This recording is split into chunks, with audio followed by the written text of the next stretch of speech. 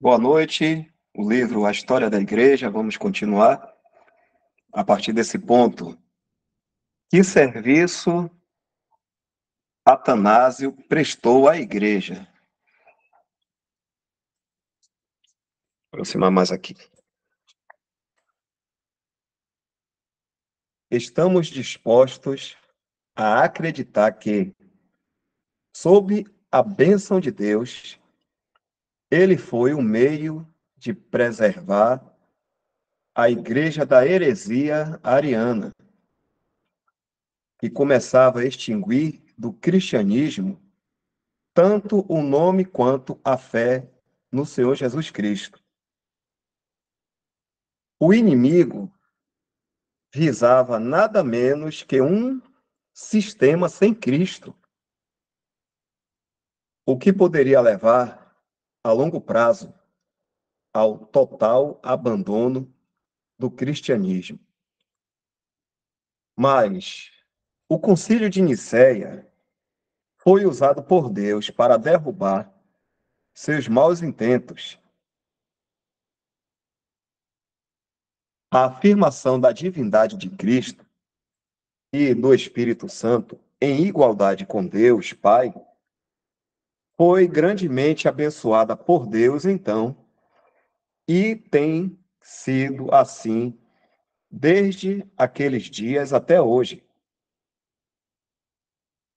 Embora a igreja tivesse sido infiel e tendo derivado para o mundo, que é onde está o trono de Satanás, o Senhor, em misericórdia, levantou um grande testemunho de seu santo nome e da fé de seus santos. Historiadores, tanto civis quanto eclesiásticos, suportam os mais honráveis testemunhos sobre a capacidade, atividade, constância, abnegação e zelo incansável de Atanásio em defesa da grande doutrina da Santíssima Trindade. Aqui abre aspas, que aqui é um versículo, né? Retens o meu nome e não negaste a minha fé. Apocalipse 2, versículo 13.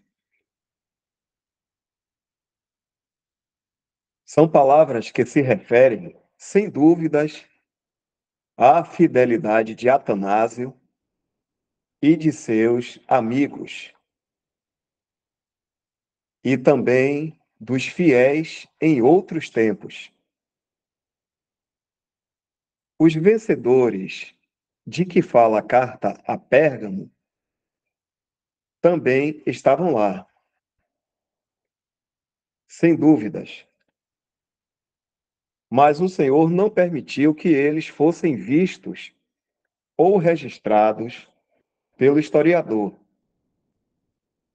Eles eram os escondidos de Deus que foram alimentados pelo maná escondido. Eles terão um lugar de grande proximidade com o Senhor na glória. Agora vem o versículo.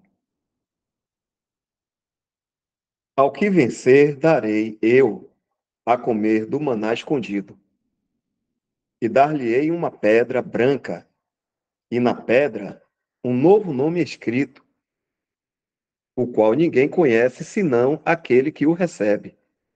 Apocalipse, capítulo 2, versículo 17.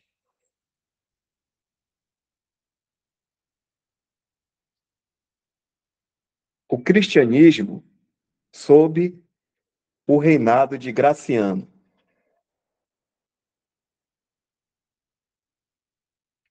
Valentiniano, foi sucedido por seu filho, Graciano. em 375. Ele tinha, então, apenas 16 anos de idade. Ele admitiu como colega nominal seu meio-irmão, o Valentiniano mais jovem.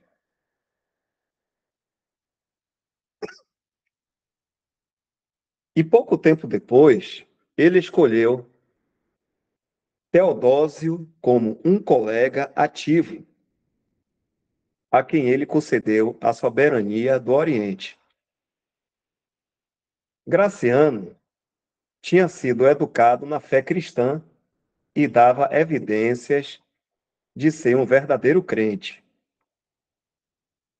Ele foi o primeiro dos imperadores romanos a recusar o título e o manto de sumo sacerdote da antiga religião. Como podia um cristão, dizia ele, ser o sumo sacerdote da idolatria? É uma abominação para o Senhor. Assim vemos, na piedade precoce desse jovem príncipe, os benditos efeitos do testemunho dos fiéis. Que coisa nova e estranha para nós. Um príncipe piedoso ascender ao trono dos degenerados Césares, com 16 anos de idade. Mas ele era tanto humilde quanto piedoso. Estando consciente de sua própria ignorância quanto às coisas divinas, ele escreveu a Ambrósio, bispo de Milão, para que o visitasse.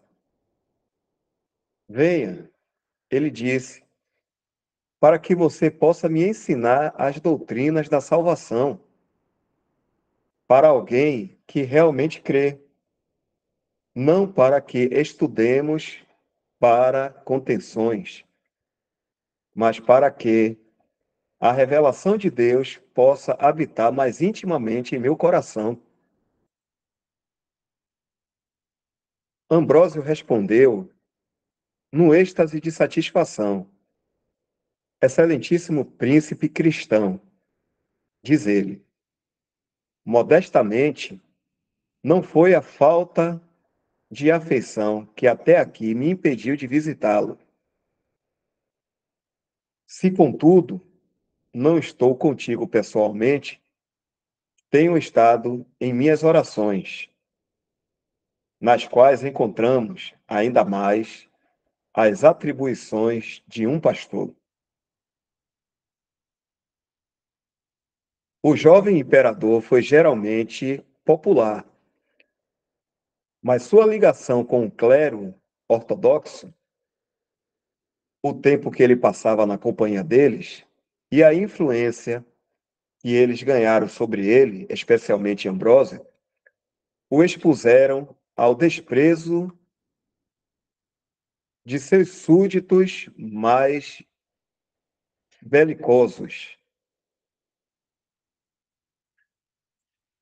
As fronteiras foram duramente pressionadas nesse tempo pelos bárbaros, mas Graciano foi incapaz de conduzir uma guerra contra eles. Máximo, tomando vantagem do descontentamento do exército, levantou um estandarte de revolta. Graciano, vendo o rumo que as coisas tinham tomado, fugiu com cerca de 300 cavalos, mas foi dominado e morto em Lyon, no ano 383. Máximo, o usurpador e assassino, colocou-se no trono do Ocidente. Mais tarde, ele foi deposto e morto por Teodósio. E assim, o jovem Valentiniano foi colocado no trono de seu pai. Teodósio, apelidado de O Grande.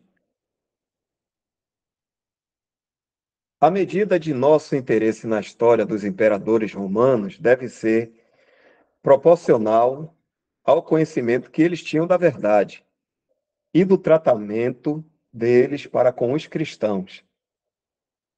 Se não procurássemos discernir a mão de Deus no governo deles, seria cansativo e inútil, nesse distante período, examinar o que resta deles. Mas enxergar a mão de Deus e ouvir sua voz, e traçar a linha prateada de sua graça através desses tempos rudes, nos mantém na companhia dele próprio. E assim, nossa experiência é aumentada. Mas quase tudo depende quanto ao serviço de Deus, ou a bênção para nós mesmos, do motivo ou objetivo com que estudamos a história da Igreja e quais são seus efeitos. De acordo com esse princípio de estima, Teodósio demanda um estudo sério e cuidadoso. Ele era um ministro de Deus, assim como era o imperador romano, que foi usado por ele para subjugar o arianismo no Oriente e para abolir a adoração aos ídolos por todo o mundo romano. A idolatria é o pecado mais ousado do homem e nunca poderá ser ultrapassado até que se manifeste um homem do pecado, o filho da perdição, o qual se opõe e se levanta contra tudo o que se chama Deus, ou se adora, de sorte que se assentará como Deus no templo de Deus, querendo parecer Deus. Está em 2 Tessalonicenses, capítulo 2, versículo 3 e 4. A expressão completa dessa blasfêmia é ainda futura e sinalizará o julgamento imediato e o amanhecer do dia milenial. Mas o zelo de Teodósio não era apenas negativo. Ele apoiou o cristianismo, de acordo com sua compreensão, mais vigorosamente do que qualquer de seus predecessores. Ele completou o que Constantino começou e o superou, e muito em zelo e seriedade cristã. Logo após seu batismo, ele reuniu um concílio, que ocorreu em Constantinopla, em 2 de maio de 381. Os principais assuntos pelos quais o concílio foi convocado eram os seguintes: dar maior plenitude e definição do credo niceno, condenar as heresias, tais como as dos arianos, e também, deixa eu ver, arianos, eunomianos, eudoxianos, sabelianos, apolinarianos e outros, e tomar medidas para a união da igreja.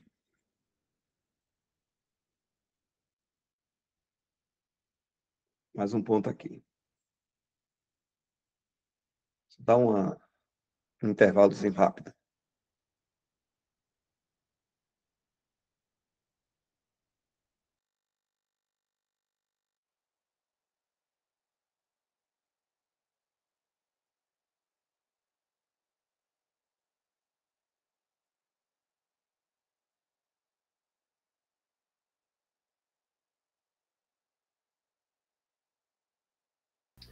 Um comentário rápido, irmãos.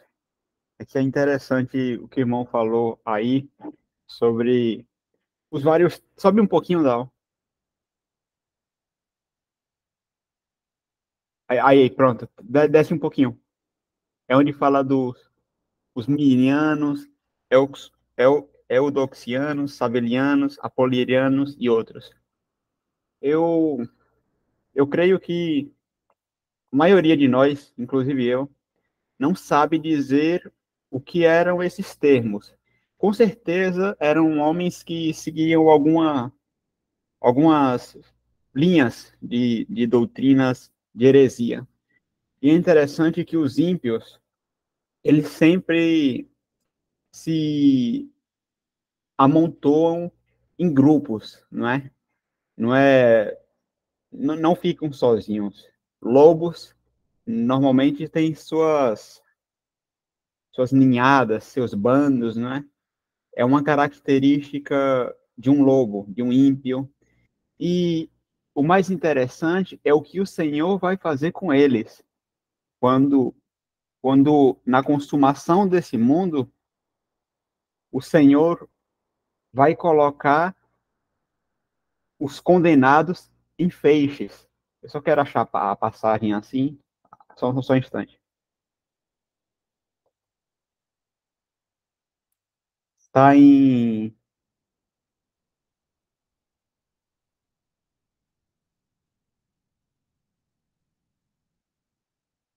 Seria Mateus 13:30?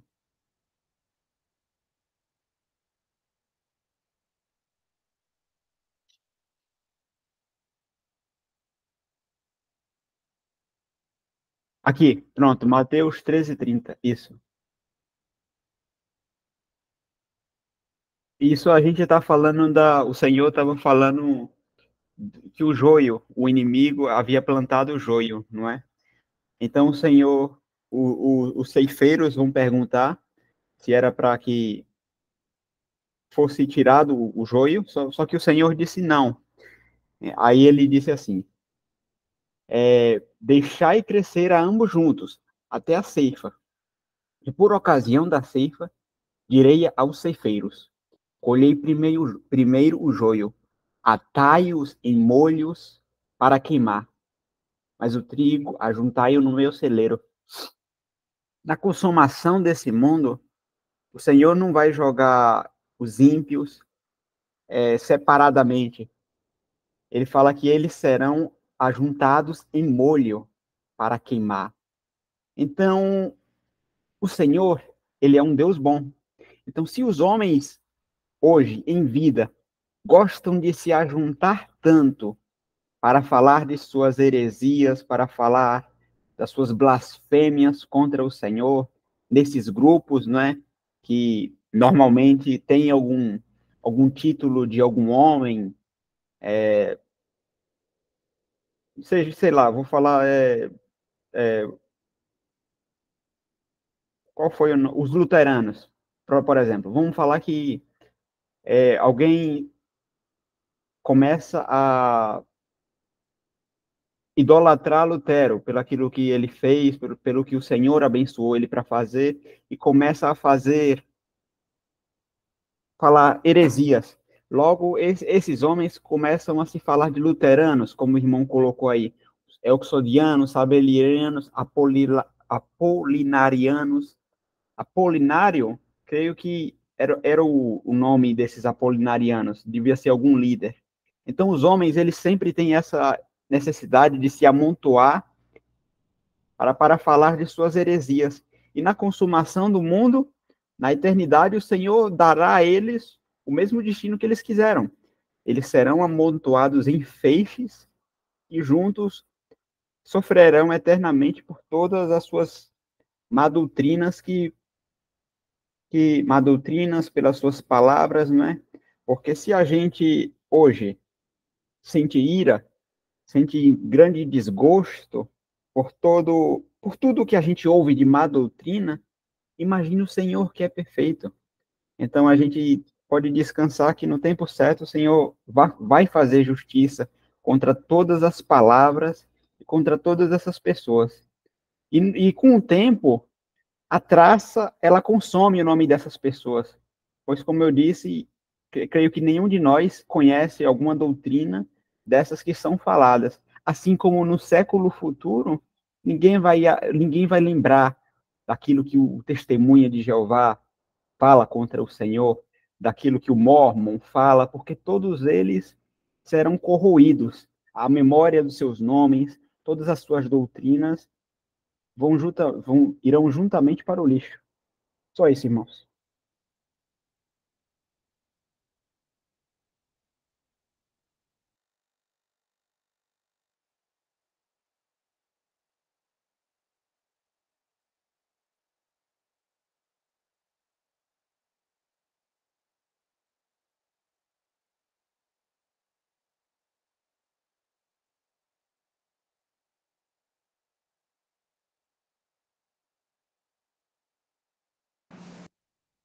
Certo, tá vendo mais comentário? Pode interromper e expressar, viu, o pensamento.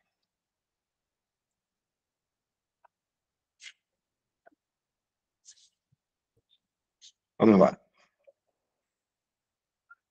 Os invasores bárbaros. A maioria de nossos leitores, até mesmo os mais jovens, já devem ter ouvido sobre o declínio e queda do Império Romano. O quarto grande império mundial de que falou o profeta Daniel e João no Apocalipse. Ele tinha estado em declínio já por algum tempo e estava rapidamente se aproximando de sua queda, quando Teodósio foi chamado ao trono. As fronteiras eram ameaçadas por todos os lados pelos bárbaros, que habitavam em terras vizinhas ao, ao mundo romano.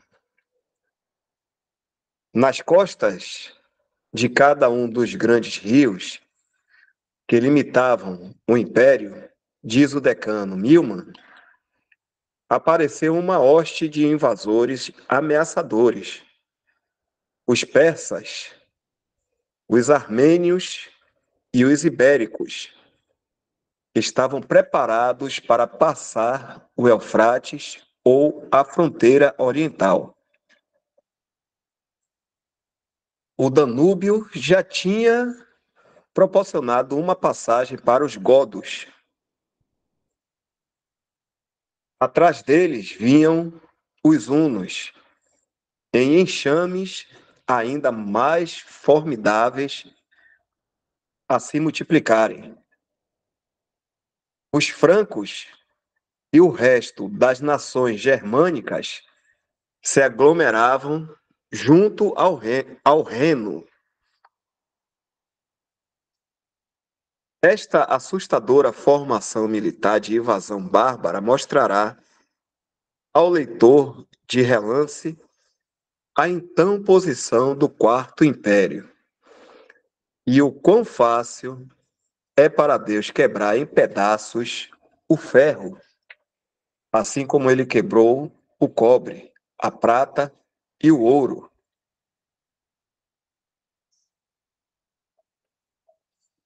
Dentro dos limites da terra romana, a idolatria ainda existia, e sua adoração continuava imperturbável. Seus milhares de templos, em toda a sua antiga grandeza, e suas cerimônias imponentes cobriam a terra. Dificilmente um cristão poderia se voltar para qualquer lugar sem que visse um templo e inalasse um incenso oferecido aos ídolos. O cristianismo tinha apenas se erguido ao nível da tolerância em relação aos pagãos. O arianismo e o semi-arianismo, em suas muitas formas, prevaleciam. Em Constantinopla e no Oriente, eles eram supremos. Outras heresias abundavam. Tal era o estado das coisas, tanto dentro quanto fora do império, durante a ascensão de Teodósio. No entanto, para os detalhes sobre sua história civil, devemos sugerir aos leitores os autores já citados. Apenas gostaríamos de acrescentar que ele foi usado por Deus para deter, por um tempo, o progresso da invasão, para demolir as imagens e alguns dos templos de adoração pagã, para abolir a idolatria, para suprimir a superstição, para fazer com que as decisões do Concílio de Nicéia prevalecessem em todos os lugares, e para dar triunfo à predominância à profissão do cristianismo. Deixa eu ver essa nota aqui. Nota do tradutor. Para mais detalhes sobre a profecia de Daniel aqui mencionada, leia a breve história da humanidade. Ele diz aqui o nome do autor, de W.W. Faraday, ou é Faraday. Quem é bom em inglês aí pode falar melhor. E aí tem um link aqui. No Manjar Celestial. Manjar Celestial. Encontra no Manjar Celestial pelo site aí do Pela Graça, que bota lá www.pelagraca, e aí encontra esse site agregador, e lá tem esse blog aí do Manjar Celestial, encontra, pelo que está sendo indicado aqui. Breve História da Humanidade. Acho que eu já vi esse título. Quem quiser saber mais sobre essa profecia de Daniel, que foi apresentada ali. São 9h26, deixa eu ver até onde vai aqui. Pronto. Eu acredito que ler só esse aqui já está de bom tamanho para a gente ter uma fixação na mente de algumas coisas. A história religiosa de Teodósio. Vamos agora olhar por um momento para alguns dos principais eventos na história do grande Teodósio. Nas circunstâncias desses eventos, poderá ser encontrado o melhor comentário sobre a vida do imperador, o poder do clero e o caráter daqueles tempos. Teodósio era espanhol. O cristianismo, bem cedo, tinha se estabelecido na península, que era famosa por sua firme aderência às doutrinas de Atanásio durante toda a controvérsia trinitariana. Osius, um bispo espanhol, foi o presidente do Concílio de Nicéia. Perto do fim do primeiro ano de seu reinado, Teodósio foi advertido por causa de uma séria doença que tinha, a não adiar seu batismo, como era a prática então. Ele chamou o bispo de Tessalônica e foi imediatamente batizado. Alguns dizem que ele foi o primeiro dos imperadores a serem batizados no nome completo da Santíssima Trindade. Ou seja, em nome do Pai, do Filho e do Espírito Santo, né? Sua admissão na igreja foi imediatamente seguida por um decreto que proclamava sua própria fé e prescrevia a religião de seus súditos.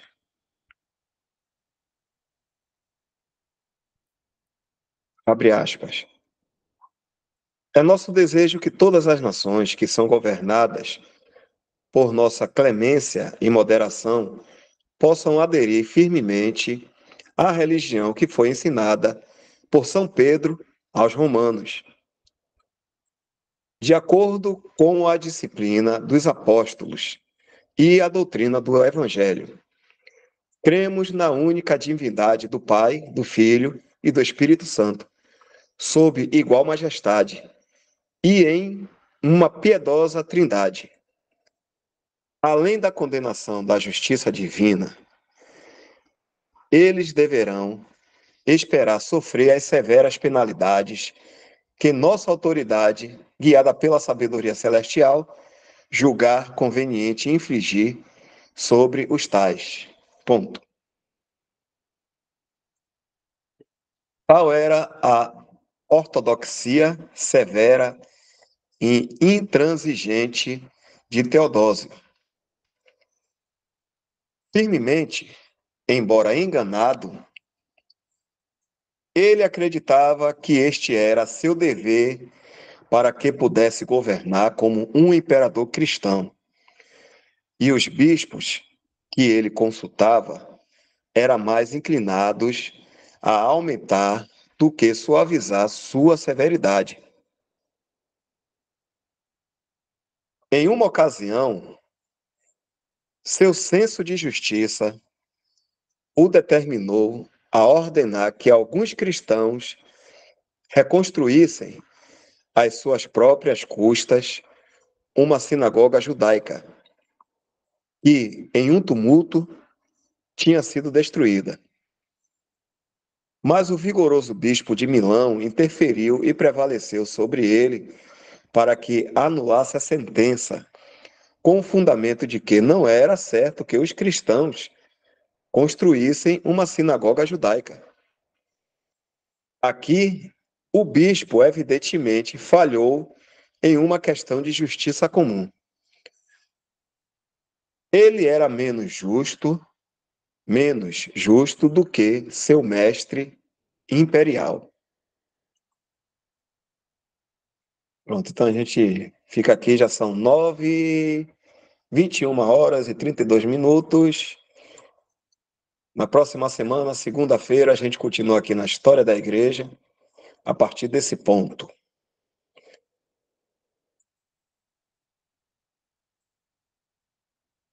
Tira aqui a gravação.